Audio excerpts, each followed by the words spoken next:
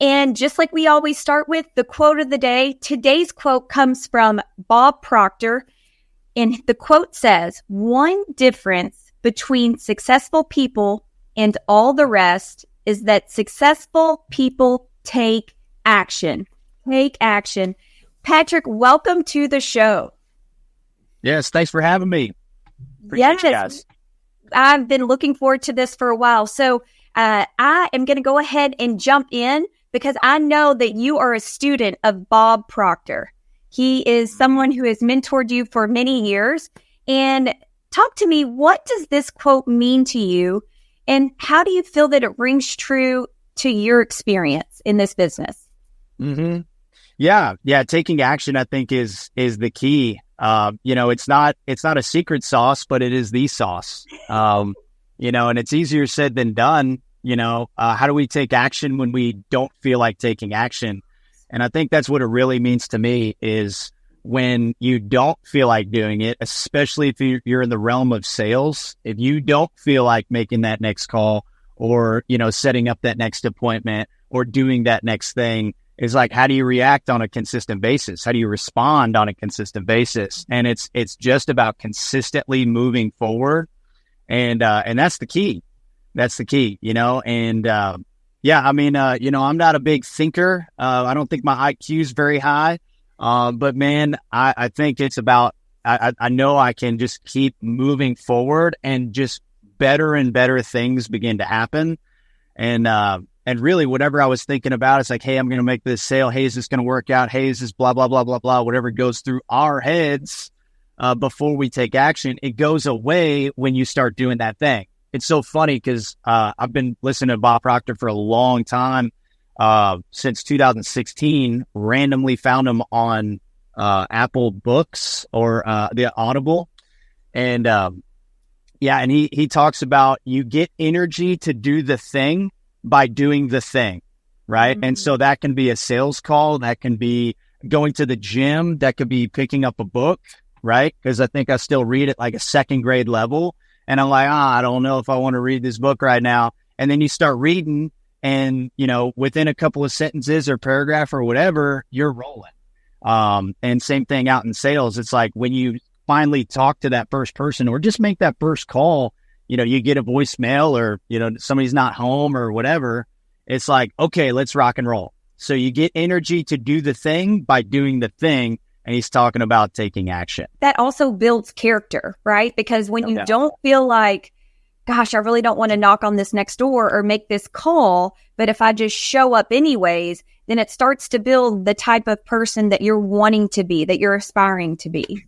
It does. And I think all of us on where we're at in our journey now, very far down the road from where we started, we understand that.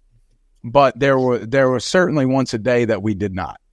And, I love how you spoke to the fear of doing, right? Because I think there's so much truth that comes from the statement, like you said.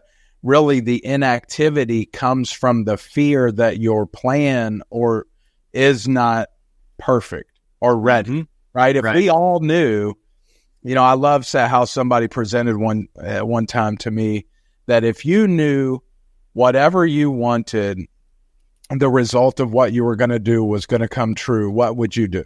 What would you commit to doing if you knew the outcome was what you wanted it to be?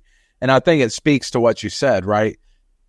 Our inactivity comes from the fear of us not getting what we're looking for on the other side of that.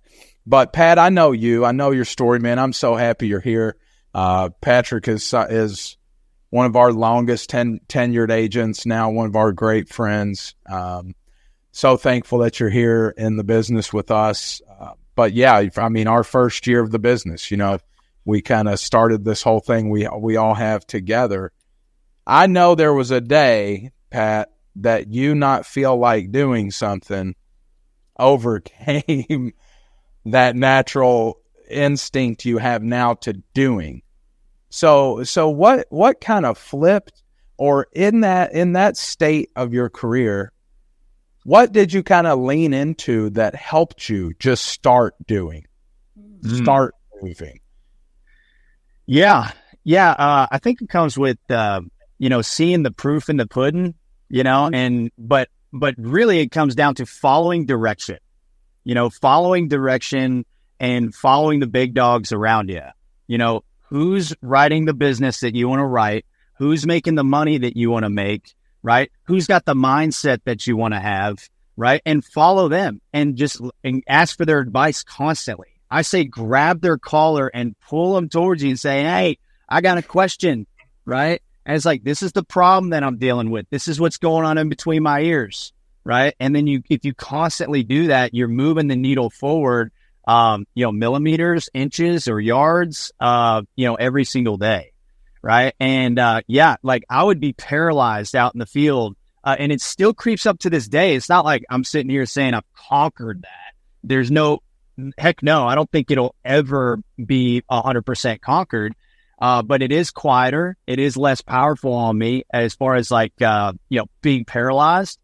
And so, when you see that happen over and over and over again, think about anything in your life, through the listener, anything in your life that you're really, really great at. It's because you have lots of reps, lots of repetition, lots of frequency, right? And you're talking about, hey, if we knew that we were going to get the result, then we would just do the thing.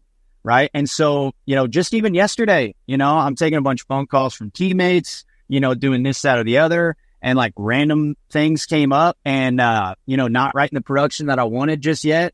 And, I wanted to freeze, wanted to stop. And I'm like, whoa, how interesting. That's kind of crazy. It's still there a little bit. I'm just going to go knock on one more. Right. I'm going to make that phone call that I know I need to make. Right. And then that eliminates the paralysis.